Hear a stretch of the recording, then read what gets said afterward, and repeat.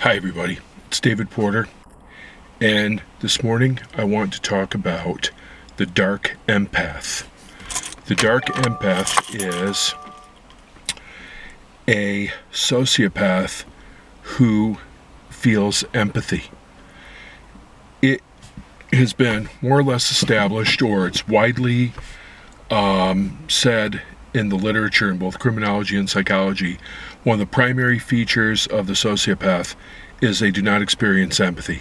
Very briefly, a sociopath, also known as a psychopath in the criminology literature and as the antisocial personality in the psychology and psychiatry literature, is an individual with a set of personality characteristics that or where they will habitually violate the rights of others, and they do not experience remorse or guilt or shame. They are primarily agents of chaos. They are very adept at targeting people, reading them, determining their strengths and vulnerabilities and needs and desires, and then very smoothly telling them what they want to hear, telling their victim what they want to hear, with the goal of manipulating them, deceiving them, or using them for some purpose. They are extremely dangerous people, and in my opinion, the danger they present to the public is grossly underestimated. And one more time, I've said this in my other videos, but just for clarity, in this context, antisocial has nothing to do with one's preference for social interaction or connection or companionship. That's not what it means. Antisocial is to be taken literally. Anti-society, against the law, against rules, against social norms. They have no regard for authority, and they will only act in a manner which is self-serving. Again, in violation of the rights of others.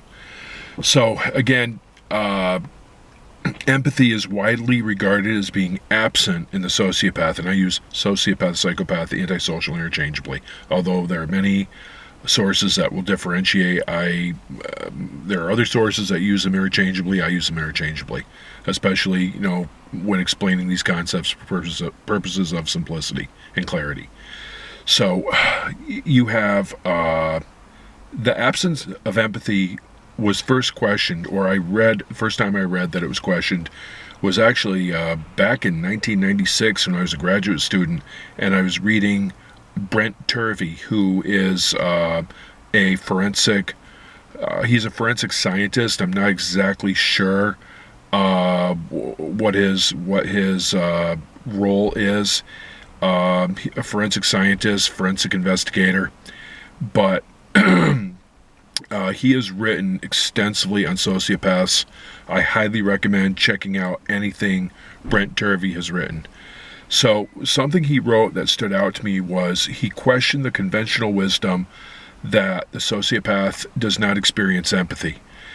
He argued that in order for a sociopath to know what will hurt their victim, what will scare their victim, they have to be able to experience their victim's feelings, because that's what empathy is. It's the ability to feel what someone else is feeling. Now, normally, that is a very positive human trait. By being able to feel what other people are feeling, to be able to experience the emotions that other people are experiencing, it also gives us sympathy. It gives us kindness. It gives us compassion. However, in the sociopath, these behaviors and responses are weaponized. A sadistic sociopath, sadism is deriving pleasure and enjoyment from another person's suffering, physical or psychological or both. In order for a sadistic sociopath to fully experience and savor and enjoy their victim's suffering or outrage or fear or impotent anger, they have to have empathy.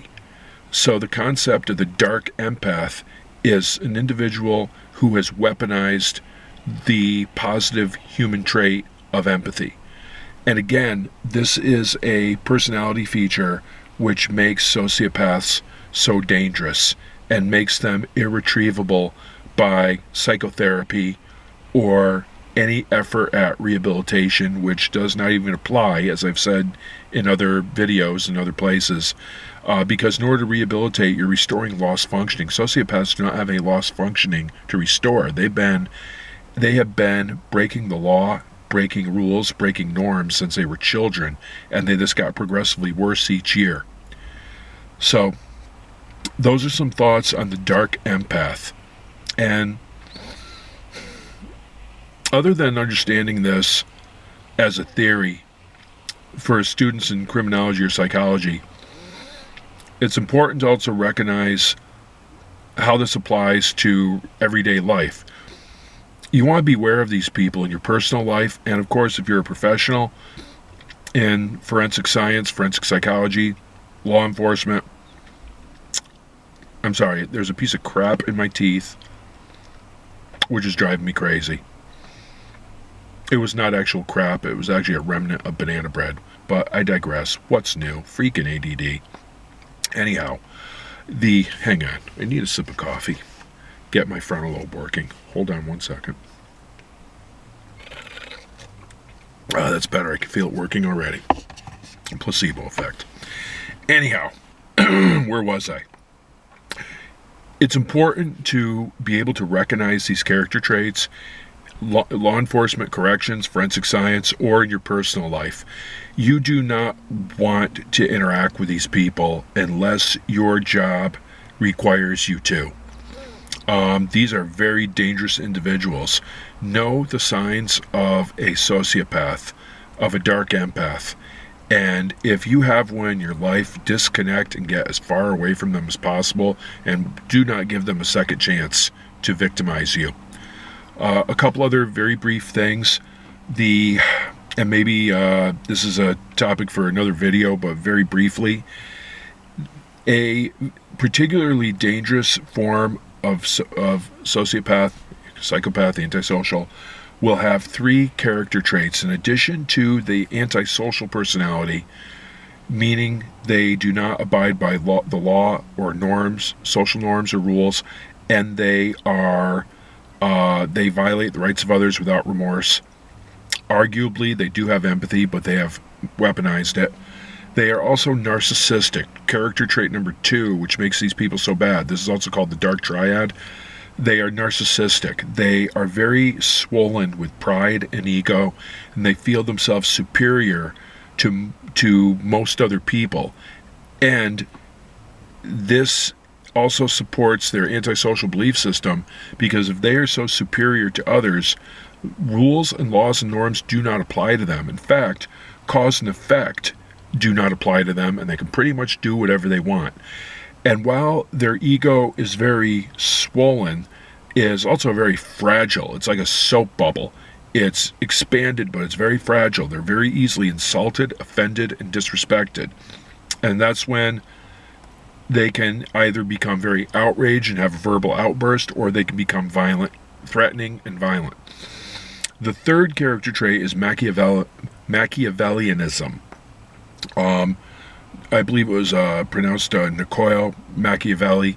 He was an Italian philosopher, theorist, who wrote The Prince, and the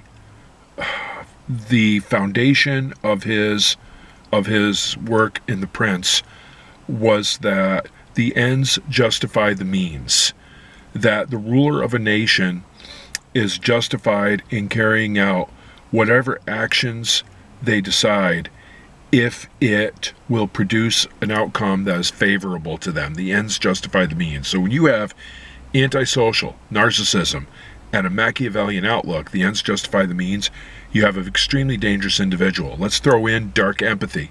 And here's some other traits that I've observed that make these people especially dangerous. If they are also young, that means they have a lot of runway. They have a lot of room to get worse. They also tend, if you're young, you tend to be much more fit and agile and strong. that's bad, because they're going to be capable of carrying out violence. If you add the element of being a skilled fighter, boxer, wrestler, jiu-jitsu, MMA, Muay Thai, MMA, if they are a skilled fighter, they know how to handle themselves, add another layer of danger. If they have a criminal pedigree, that is, they grew up in a family of habitual violent offenders where criminal behavior is the norm, you put all these factors together, you have a very dangerous individual. And of course, let's throw in drugs and alcohol to lower inhibitions, increase the propensity for impulsive action, and again, you have a very dangerous person that you really want to avoid unless it's your job. So, everyone, thank you for watching. Please hit subscribe and be safe.